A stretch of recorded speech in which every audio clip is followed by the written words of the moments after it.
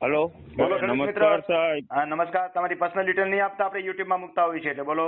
હા સાહેબ, મેં તમને ડિટેલ જે મોકલાવી એમાં એક મારાથી જે ટાઈપરાઇટર જે વકીલ સાહેબ હતા ને એને બહાર મોકલાવ્યું હતું ટાઈપિંગ માટે. એટલે એક નોટિસ લીગલી જે છે ને એ ખોટી બજવાઈ ગઈ છે. એમની એમાં શું ભૂલ કરી છે? પેલા પ્રૂફ વાંચ્યું ન હોય, લીગલ નોટિસ ટાઈપ કર્યા પછી વાંચવી તો જોઈએ ને, બહાર ટાઈપ કરાવવાથી કે પોતે ટાઈપ કરી હોય, અને આપણે પણ વાંચવી જોઈએ.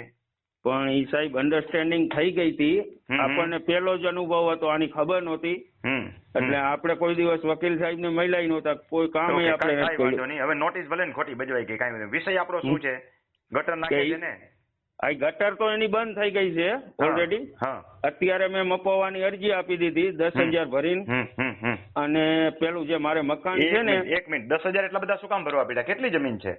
મારી જમીન છે સાહેબ 66-77 ગુઠા. 66-77 માં 10,000 રૂપિયા એટલા બધા શું કામ થાય?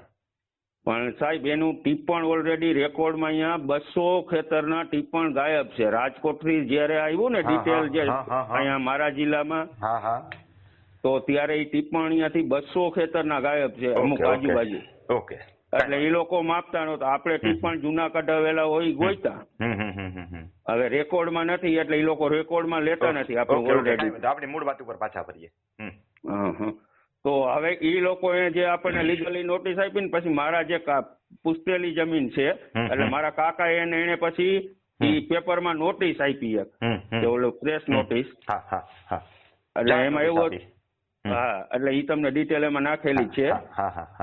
તો હવે આમાં શું થઈ શકે સાહેબ? અને એના 2 ખેતર છે, એમાં ઓલરેડી એને એક ખેતરમાં જે 72 નંબર છે ને એની અંદર જે એનો પ્રાઇવેટ 20 ફૂટની શેરી છે એમાં ઓલરેડી ગટર નાખેલી છે.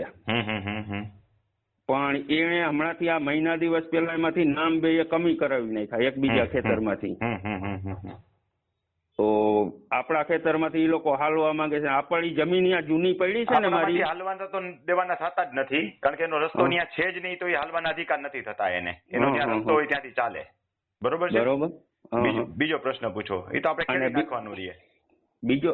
બીજો પ્રશ્ન સાહેબ ઈ છે કે સામે જે 18 ગુઠા મેં તમને લખીને નાખ્યું ને એની અંદર મેં તમને એની ડિટેલ નાખી છે ટિપ્પણમાં કુવાના ભાગીદારોની. અને ઓલરેડી મેં સિમ ખરડો આપને મોકલાયો છે હાઇલાઇટ કરીને.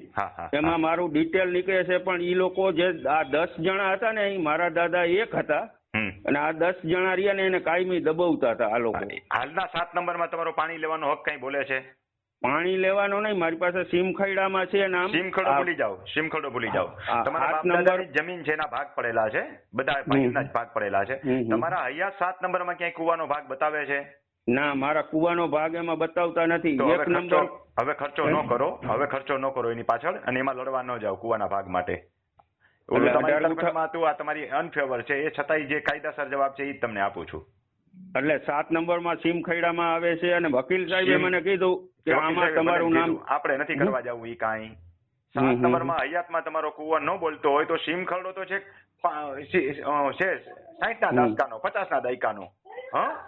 એમાં અધિકાર લેવા ન જાવ, એમાં ઘસાઈ જશો. કુવા કરતા વધારે ખાડામાં ઉતરી જાવ, એના કરતા નવો કુવો ગાળી લેવો સારો પડશે, કા બોર કરાવી લેવો સારો પડશે. એટલે એમાં 1 નંબરનો કુવો બતાવ્યો છે જે મારા હાથ બાર છે ને. આપી દીધો. હવે તમારે કરવું હોય તો તમે કરી શકો. સમય બગાડો. આગળ બીજો પ્રશ્ન પૂછો. ભલે. નમસ્તે સાહેબ, થેન્ક યુ. મારું કામ છે. એટલે મને આમાં લીગલી નોટિસમાં નહીં પ્રોબ્લેમ પડે ને સાહેબ? લીગલી કઈ તકલીફ નહીં પડે. હા, ભલે. કુવામાં બહુ ઉતરતા નહીં, ખોટા કુવામાં ઉતરવા જેવું છે. હા સાહેબ, હા, ભલે.